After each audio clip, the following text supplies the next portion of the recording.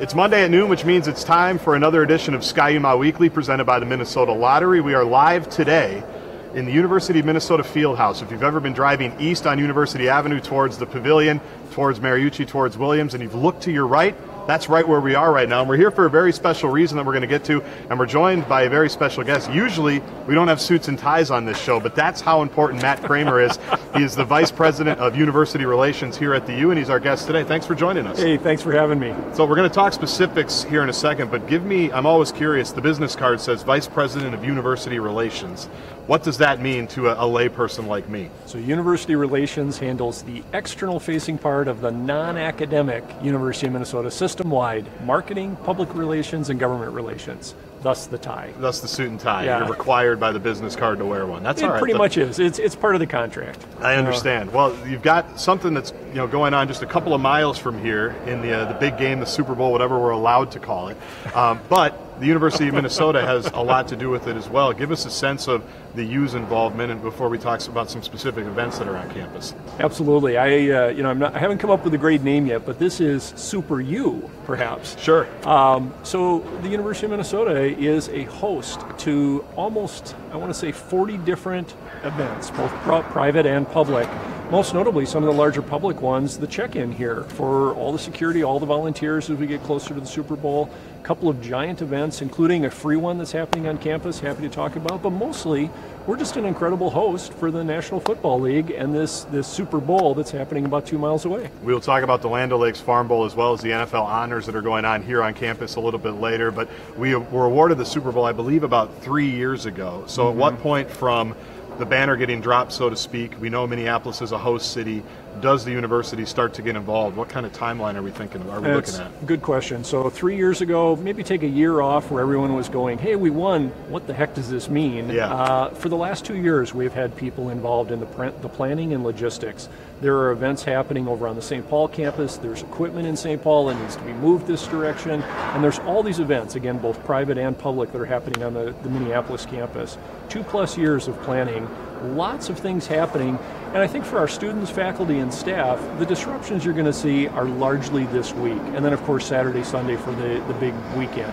But generally speaking, right after the game, things will start to wind down very, very quickly. We will have time for some questions. If there are some, drop them in the comments section like we do each and every week for Matt Kramer, Vice President of University Relations. So 2 years, you start to ramp up. What kind of involvement is it? Obviously, as you get closer, I'm sure the meetings start to pile up a little bit more that are directly Super Bowl related. But how much time has it taken out of maybe your day or your department's day and all the people that work under you on a day-to-day, week-to-week basis? I'd love to exaggerate. For me, it's been making sure things are happening. There are some people that have been dedicated to this for months. Right.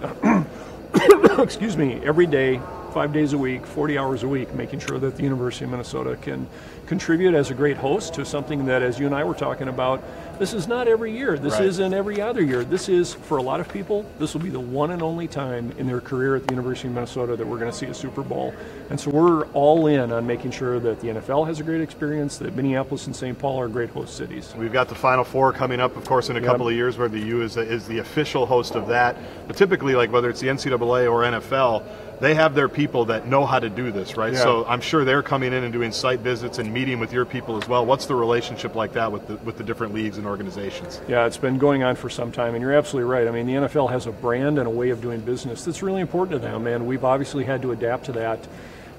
The good news is they understand that putting these events on is not in a vacuum. They can't come into a community and say, we're drawing bright lines between ourselves and everybody else.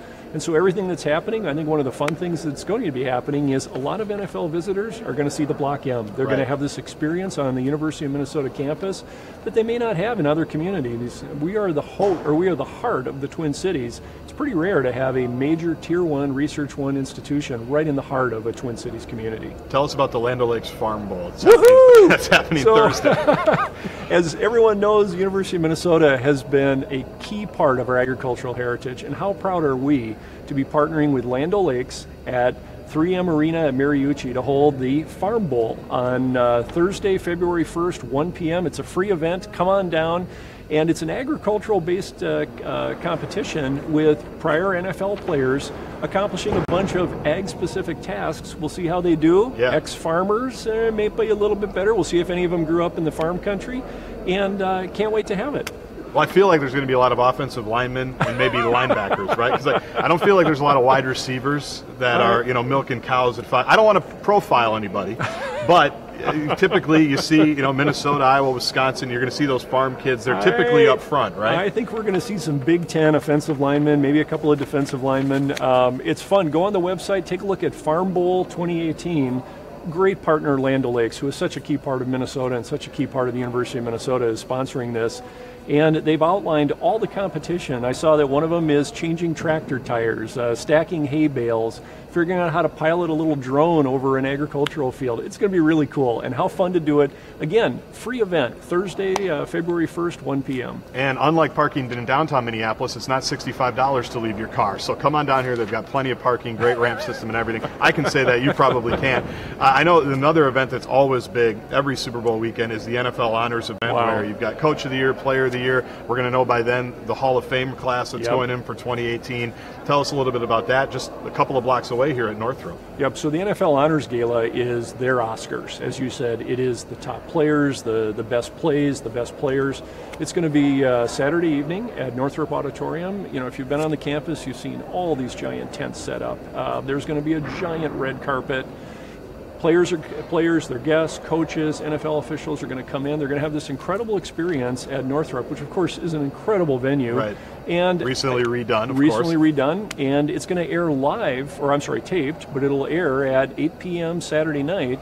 And what you're going to see is a lot of cutaways of the University of Minnesota campus. And so we're really excited to be able to host that, because what an opportunity to showcase not only a great performing arts venue, but the heart of the Twin Cities campus. You mentioned the stuff at Northrop. We've talked about moving things maybe from St. Paul to Minneapolis. Is it fair to say this week, Matt, that if you see something that looks like it's Super Bowl related on campus, it's probably or something that maybe doesn't fit your normal, mid-January, late January, early February on campus, that it's probably Super Bowl related? I think probably a pretty good supposition. It's the start of, we were a couple weeks into the start of the spring semester.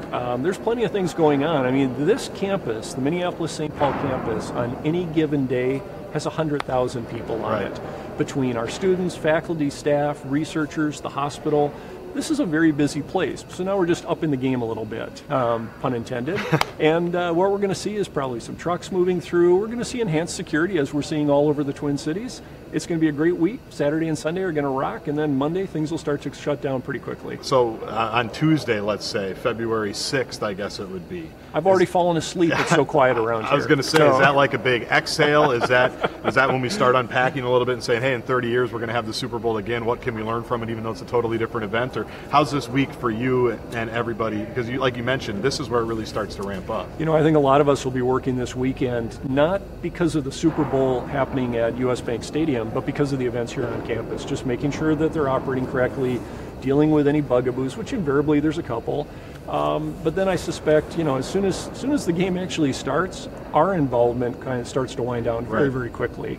And while I think we'll undoubtedly have some sort of a lessons learned, it's going to be a lesson learned for things like the Final Four and the other giant events that we host regularly. What did we learn? How can we best put it into play? What does it mean to have one of the teams participating here on campus with the Philadelphia Eagles? Unfortunately, why did you say it could have been the New England Patriots, because it would have meant the Vikings were still at Winter Park, but it is the Eagles. It's the NFC.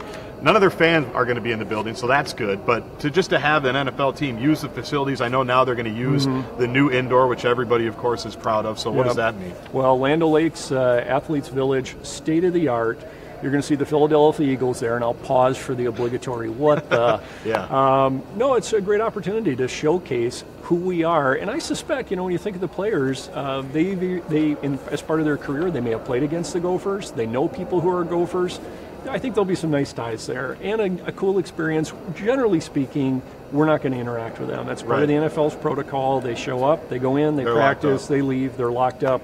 But I would hope that there's a couple of chances where even if you're standing outside, let's say you're waving at the bus, don't throw anything. This isn't Philadelphia, but you might be able to see the team bus. Lastly, you've got very easy to get to the Super Bowl venue, U.S. Bank Stadium, from the light rail here. Yep. This room that we're in right now, the University Fieldhouse, is the volunteer check-in, like Matt said, on Sunday, as well as a place for security for people to get kind of security checkpointed before they go to the stadium. All good with the light rail and everything. That was kind of the point of this whole thing, right? What an incredible asset. You know, we're a transit community in terms of the University of Minnesota. When I mentioned 100,000 people on this campus every single day, can you imagine if we had to have parking slots or parking spaces for 100,000 people?